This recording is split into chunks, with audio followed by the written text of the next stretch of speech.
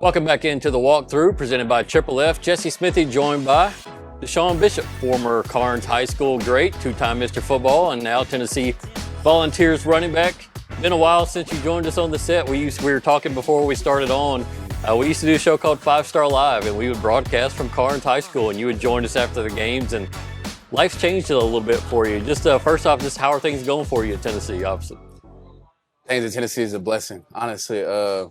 Just the processing I had to go through just to get here, and just in front of you, and the way I'm playing on the field and off the field, it truly is a blessing. And I've been through a lot. Yeah. I remember my days at Karns and got introduced to the SEC quickly. Dealing with injuries and whatnot, but man, just stayed the course. Trusting in him, trusting the process, and it's brought me here. I want to talk about that process in just a moment, but you're coming off an unbelievable game there at Mississippi State. You score the game-winning touchdown in overtime. Tons of Vol fans on the road. Can you tell me what that moment was like for you? Man, it's an unreal moment. Just to enjoy that moment was honestly a blessing. The Lord was paving that way through the whole game. It came down to the wire. And He put the ball in my hands and I made a play. Very grateful. Just to see the support I had back at home, man. Like my phone was ringing the whole night, all the way back to Starfield. It still is, and I've been watching that play over and over, and it feels good, because that's what I was used to doing at Karns, and like through that game, it felt like I knew it was coming. Like I knew that moment was coming. Like I just knew it, and I just stayed patient, trusted my track, trusted my vision, trusted what I saw, and made a play that was a difference. And just the fans, we have one of the best fan bases in the country. They traveled every game. And there's a pig that servicing around that in the background. It was a straight orange, and it may look like a home game if you weren't paying attention to the game. But shout out to them, man. They support us well, and we appreciate them deeply. When that play was called for you, what are you looking for? And when you kind of went around left end and it kind of opened up, I mean, what did you see when you kind of got around the line? Man, just trusted what I saw. Pressed it. As soon as I got the ball, like honestly, I really saw the hole before the play was even happening. And took just got the ball, took a quick peek out to my left side, and there it was. Saw it, hit it, made one guy miss, and the rest was history. That's so much I can say. Yeah. You did such great things at Karns. Got them to the playoffs, won playoff games that hadn't really been done in forever at Karns, a two-time Mr. Football, over 8,000 rushing yards. And when you made that jump to the SEC, how startling was it for you to go from high school campus where you're the main dog to going back to trying to fight for playing time? I say it definitely humbled me, because you're the man at your place, and now you're in a room in an area where everybody was the man at their place. So I'd say the process really humbled me because especially going in as a walk-on, I didn't really understand that there's a lot of guys that were already being pushed over me, how to earn my way up to that starting spot that I'm in now. And the injuries honestly set me back a little bit too, dealing with that. And I just say for the people that are coming in, stay hungry, never get complacent with yourself, because I promise you the day you do that, someone's going to end up passing you.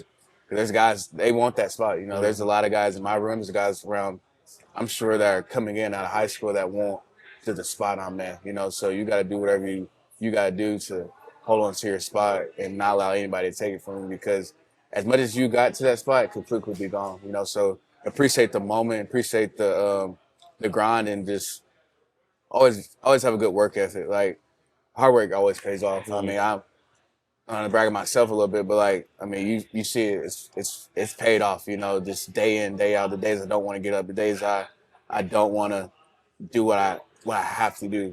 To put me in the best position to succeed, not only on the football field but in life. Because football teaches you a lot of life lessons. You can take a lot of this stuff that you encounter with in football and apply it to the real world. And the real world is, man, that ain't got nothing. The real world is way worse than anything football can put at you, and just the perseverance, man. I say a big key was found your purpose. You know, my purpose is in my faith. You know, and I push everybody to seek through the Lord because He is the way. You know, the Lord has got me to this spot right now. You know, got me to the moment in Mississippi and got me to the moments even before Mississippi. You know, and it shows that when you lean on Him, He paves the way. You know, and He's made the path clear. And I don't know where I'd be without Him. I know I wouldn't be sitting here talking to you. Yeah, Honestly, yeah, yeah. I mean, we do this show out here at Triple F on Monday nights, and then there's always a Bible study going on with young kids in high school, learning and developing their faith. When did it happen for you though? Because I've noticed on social media you're much more vocal and open about your journey with God and Jesus. And when did that become such a pivotal part of your life? I really say it got when I got hurt. Man, that really put me through a tough situation because ball took it away from me. I had no idea who I was, like, and was doing a lot of stuff that I shouldn't have been doing, and honestly hit rock bottom. You know, and from a guy that felt like he was at the top, instantly in a couple of months was the lowest of the low. You know, and the Lord grabbed a hold of me and he changed my life forever. You know, and I trusted with Him even when it was hard. You know, because it was new to me. You know, I feel like I was a Christian in high school, but there's a difference between a Christian and being a follower. You know, and as I go in this process now in my walk, I'm a follower of Christ, and that's what He showed me, and I vested into that and reap the benefits of doing that too. And man, it satisfied me so much, man. I find really peace in just Him. He's created that peace that has allowed me to succeed on and off the field. It's an amazing story because I mean I've been covering high school sports and college sports and whatnot for 20 some odd years, and I can tell a ton of stories about kids that I covered that went to college and adversity hit, and the next thing you know they're back home or they've totally given up. As you mentioned, and there were some dark days probably when you're already a walk-on. As you mentioned, you're behind some guys, and then football's taken away from you. It can be a kind of a lonely place, right? It is, and I mean the Lord comforted me through those lonely times, man, because you know the support I had. I feel like everybody loved me. As soon as the ball was gone, nobody hit your phone up anymore. Nobody wants to hang out with you. Like it's none of that anymore. And God realized that people are only there for that stuff, and I'm here regardless. So if you were successful in football or not, you know, and I'm very appreciative of that, and I'm very grateful that He gave the sport back to me, and He made it 10 times better than what I had it, you know, and that's crazy. It's coming a lot that people would think it couldn't get much better than what I was doing, but it did. And what I say to you, man, like you can't find peace in the things of this world, and the more that people look and try to find, like, it will never satisfy you. You only can find peace in the Lord, and He's the light in me, you know, and it shines bright throughout not only this community but through the world, you know, because I'm sure this is getting a vocal point out there, and I'm just very grateful that I found it when I could. Yeah. Been awesome to watch your journey in football as well. And last year, I think you scored your first career touchdown. And Yes, sir. And to have your first career touchdown in Neyland Stadium, can you take me back to that moment, kind of what it was like? I dreamed of it, man. I didn't know how much I would play that season. Obviously, coming off the injury, and I was just waiting on my time. You know, I knew when I got my time, I'd make it count. And one of my last carries was a touchdown, and man, it was just such an unreal feeling. You know, especially having my family watch that in the stadium. You know, because they were just excited as I was. You know, probably even more excited than me. You know, and just know that it came from a kid that apparently that people thought I wouldn't honestly play even that much to even score. That was even crazy. You know, that guy had those plans for me lined up. One of the couple more things with you, and one of the things I've always wanted to ask you is how you adjusted your running style and what you had to tweak about your running style, if anything, to adjust to a college offense. You have a unique running style, and I've always told it it's a patient running style. It's not just, bam, I'm going to go hit this whole 100 miles an hour and then cut. And I mean, you have a patient running style, but what did you have to tweak, and that way you can get on the field and still produce? Oh man, I ain't gonna lie. I probably even got more patient because, man, those holes, like, there's a lot of stuff happening between that line of scrimmage, you know. And I feel like once you get past the line of scrimmage, I mean, the rest is history. It's just being you. You know, it's being detailed and being like, just consistent with yourself. You know, I work on my run tracks a lot, you know, and just doing the small stuff that people don't think that is important. You know, watching extra film, you know, studying guys, how they fit this guy, what stunts they like to run and stuff like that, man. There's a lot that goes into it, but honestly, deep down inside it really just going out there being you know, trusting who you are, trusting your eyes, trusting your tracks, you know, trusting the guys up front that's gonna clear up for you because you can't do it without them, honestly.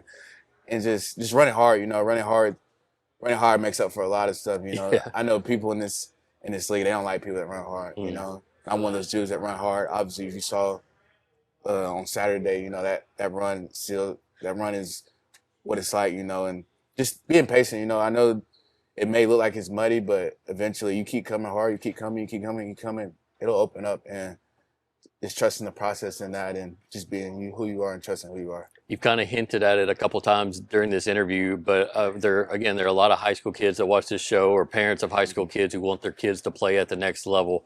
What's the biggest adjustment they're going to have to make going to college? Is it just learning college offenses, as you talked about, reading defenses, studying film? Like, or is it just overall effort? People describe it as a job.